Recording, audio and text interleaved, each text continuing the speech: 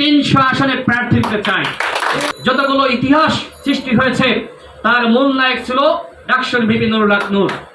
আমরা সংগ্রাম করছি, আমাদের সংগ্রামী চরিত্র রয়েছে, আমরা আপোষকামী হয়ে আমরা এই নির্বাচনে যাব না। আপনারা জানেন যে আমরা ডাকসু নির্বাচনে অংশ নিয়েছিলাম, ভিপি জিএস সহ আমরা সর্বমোট 11টি পদে আমরা নির্বাচিত হয়েছিলাম।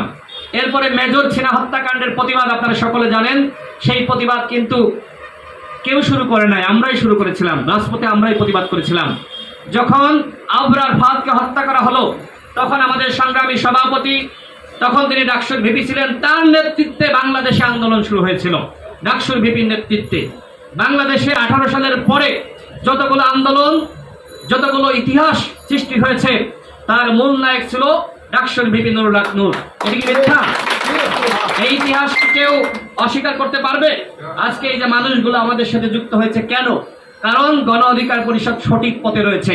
24 সালের নির্বাচনে আমাদেরকে বলা হয়েছিল নির্বাচনে যাওয়ার জন্য এমপি মন্ত্রী হয়ে যাবা, আমরা বলেছিলাম না, আমরা সংগ্রাম করছি, আমাদের সংগ্রামী চরিত্র রয়েছে, আমরা আপোষকামী হয়ে আমরা এই নির্বাচনে যাব না। আমরা ওই সময় থেকে বলে আসছিলাম এই সরকার টিকবে না। আমাদের সভাপতি বিভিন্ন সময় বলেছে যে এই সরকার টিকতে পারবে না, এই সরকার টেকার মতন যে ধরনের ভিত্তি দরকার এই সরকারের ভিত্তি নাই। অনেকে হাসাহাসি করেছে, অনেকে বিশ্বাস করে নাই। দেখেন আজকে প্রমাণ তো পেয়েছেন যে আমাদের সভাপতি যা বলেছিল আজকে সেটি হয়েছে।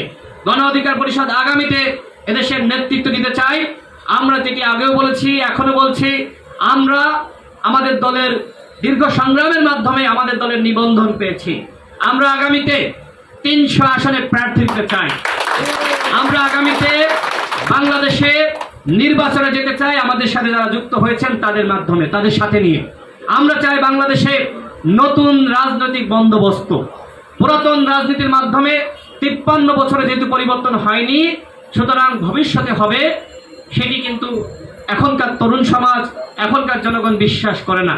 আর এই কারণে কিন্তু এখন রাজনৈতিক সংস্কারের আলাপ হচ্ছে। যারা পুরাতন দলগুলো রয়েছে এই দলগুলো যদি নিজেদেরকে পরিশুদ্ধ করে এবং সংস্কারের যে রাজনীতি, এই রাজনীতির সাথে তাল মেলাতে পারে তাহলে কিন্তু তারা এগিয়ে যেতে পারবে।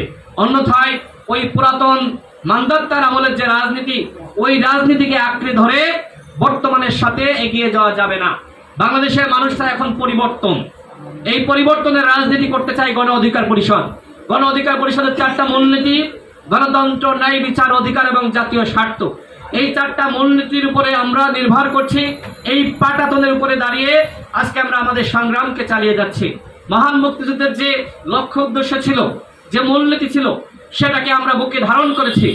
আমরা মনে করি মহান মুক্তিযুদ্ধের যে স্বপ্ন, সাম্য, মানবিক মর্যাদা, সামাজিক সুবিচার, সেটি এখনো পর্যন্ত বাস্তবায়িত হয়নি। আমরা সেই স্বপ্ন, সেই মূলনীতি আমরা বাস্তবায়ন করতে চাই।